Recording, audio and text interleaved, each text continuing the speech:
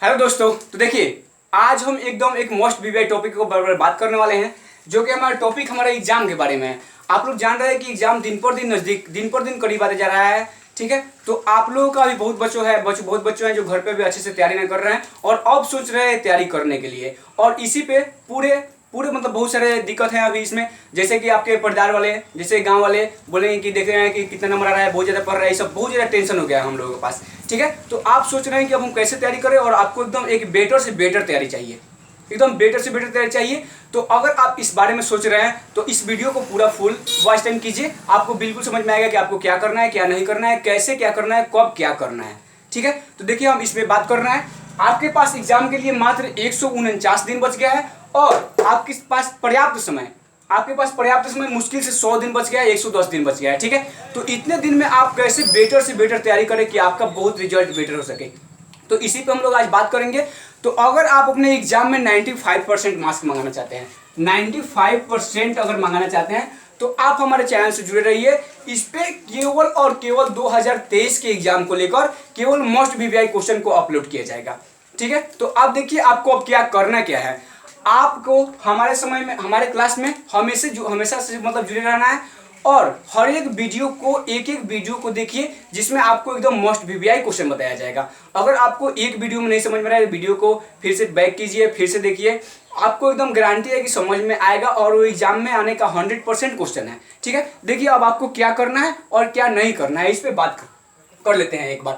अगर देखिए आपका सिलेबस पूरा कंप्लीट हो चुका है, आप कहीं भी पढ़ रहे हैं तो अभी तक तो सिलेबस कंप्लीट हो जाना ही चाहिए था। तो कब सिलेबस कंप्लीट हो गया है तो आप उसको रिवाइज कीजिए। हमारे जीवन में रिवाइज बहुत बड़ा एक महत्व है रिवाइज का। अगर आप उसका रिवीजन नहीं कर रहे हैं तो आपका रिजल्ट बिल्कुल ही खराब हो सकता है। तो इसलिए आप उसका रिवीजन कीजिए और टीचर रिवीजन कराइए ना कराए, आप लोग अपने अपने से अपने घर पे रिवीजन कीजिए। और देखिए आपको क्या करना है, मात्र आपके पास कितना 5 सब्जेक्ट, आप लोग हर एक बच्चे 10th क्लास में, बिहार बोर्ड वाले हर एक बच्चे 10th क्लास में सीरियस मात्र 5 ही सब्जेक्ट को लेकर चलते हैं, जिसमें 5 सब्जेक्ट हमारा केवल इंग्लिश को छोड़कर और बाकी 5 सब्जेक्ट आ जाता है। ठीक है, टोटल 6 सब्जेक्ट का तो एग्जाम होता है लेकिन इंग्लिश को छोड़कर। अब देखिए इसमें आपको क्या करना है, इसको इंग्लिश को तो आप लोग बिल्कुल ध्यान नहीं देते हैं तो इसको हटा दीजिए, इस पर भी लेकिन थोड़ा थोड़ा ध्यान देना चाहिए। ठीक है, अब देखिए बच गया हमारा 5 सब्जेक्ट और।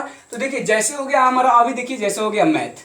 तो मैथ के लिए, मैथ देखिए, मैथ एक ऐसा सब्जेक्ट है जिसको आप ना तो रट सकते हैं, इसको आप रट नहीं सकते हैं, इसको आपको बनाने का बहुत सारा प्रोसेस मालूम होना चाहिए, बहुत सारा प्रोसेस मालूम होना चाहिए बनाने के लिए। एक क्वेश्चन को बहुत सारा प्रोसेस होना चाहिए बनाने के लिए, और इसके लिए आपको सहायता करेगा इसका फॉर्मूला, मैथ का फॉर्मूलाज। ठीक है, तो आप जितना हो सके फॉर्मूलाज को एकदम अच्छे तरीके से याद कर लीजिए, उसके बाद आपका कॉन्सेप्ट क्लियर होगा, तब आपको मालूम चलेगा कि कौन सा क्वेश्चन में कहां पे कौन सा फॉर्मूले का यूज करेंगे। ठीक है, अब देखिए मैथ को पढ़ना कैसे है, मैथ को कैसे पढ़ना है।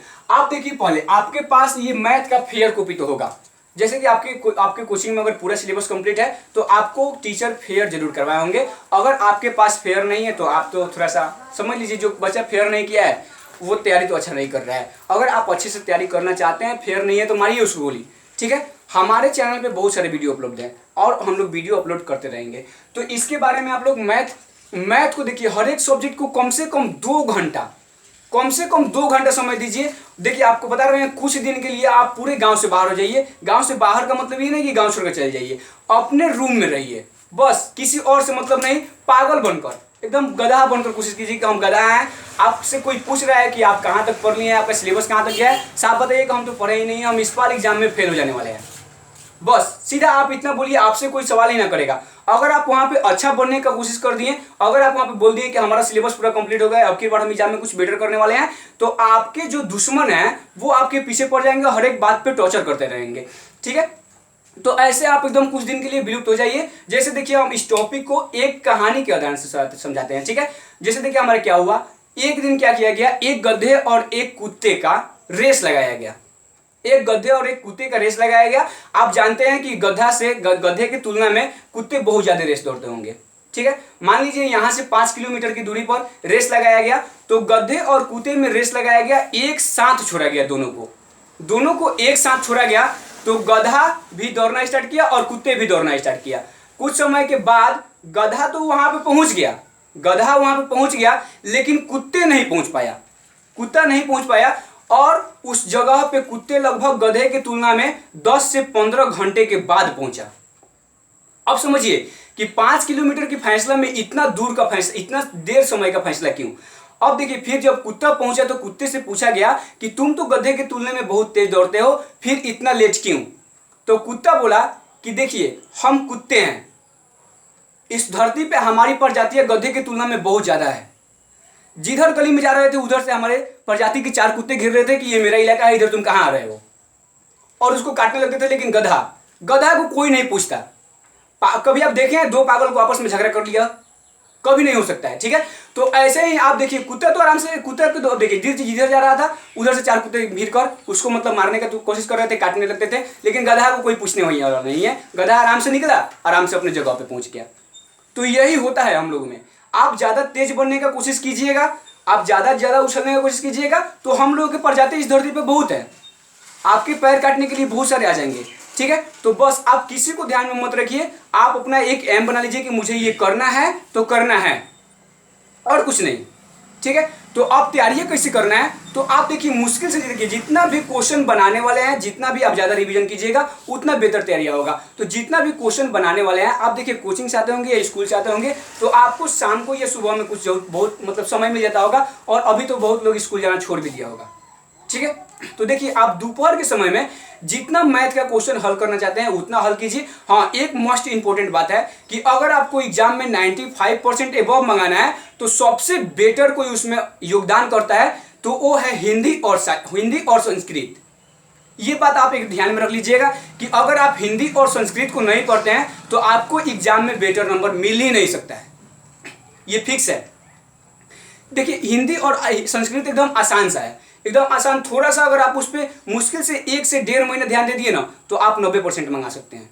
2 महीना, मुश्किल से 2 महीना बस। लेकिन मैथ और साइंस बच गया, सोशल साइंस बच गया, तो ये सब पे आपको ध्यान देना ही पड़ेगा। ठीक है, और खासकर मैथ पर। कारण ये है कि आप मैथ को रट ही नहीं सकते हैं, उसको बनाना पड़ेगा। तो देखिए, जितना भी इसका काम है, जितना भी होमवर्क मिलता है, आप उसको दिन में कीजिए, एकदम आसानी से बना सकते हैं। और उसके बाद सुबह में 2 घंटे उठकर आपका जब नींद टूटता है तब, ये नहीं है कि 4 बजे उठेंगे। देखिए, हम सब इंसान में एक ही प्रकार की तुलना नहीं किया सकता है कि हम वो 4 बजे उठ रहा है तो हम भी 4 बजे उठेंगे। हो सकता है उसका दिमाग 4 बजे काम करता हो, आपका दिमाग 4 बजे काम नहीं करता हो। आपका नींद जब तक पूरा ना होगा तब तक आपका माइंड मतलब हमेशा उसी में घुसा रहेगा। ठीक है, तो इसका मतलब ये नहीं कि हम 4 बजे ही उठेंगे। तो आप अपने ये मतलब थोड़ा सा छोड़ दीजिए, आपको जब उठ रहे हैं उसी समय 2-3 घंटे केवल याद कीजिए। हाँ, और याद करने में बहुत सारा समझ, जैसे समझिए मोस्ट इंपोर्टेंट वीवीआई क्वेश्चन। आप कहीं कोचिंग में पढ़े होंगे तो आपको बताया गया कौन वीवीआई है, कौन वीवीआई नहीं है। ऐसे तो पूरा बुक ही वीवीआई है, क्योंकि हम लोग नहीं बता सकते हैं कि बिहार बोर्ड के दिमाग में कौन सा क्वेश्चन चल रहा है, वो कौन सा क्वेश्चन डालेगा।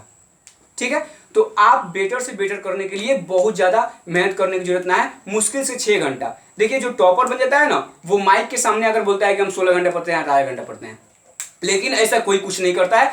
वो बस ये किया रहता है कि वो शुरुआत से ही 6 घंटे पढ़ने का लत लगा लिया होता है, शुरू से ही 6 घंटा पढ़ लेना होता है। जब से देखा कि मैट्रिक का सिलेबस स्टार्ट हुआ, उसी समय से 6 घंटा पढ़ने के लिए स्टार्ट कर लिया। ठीक है, तो बस आज इतना ही। आपको भी अगर मतलब थोड़ा अच्छा नंबर मंगाना है तो आप इस सब बातों पे थोड़ा सा ध्यान दीजिएगा, और बस आप इतना बेटर करने के लिए कोशिश कीजिए। तो बस आज के लिए इतना ही, फिर मिलेंगे नेक्स्ट वीडियो में।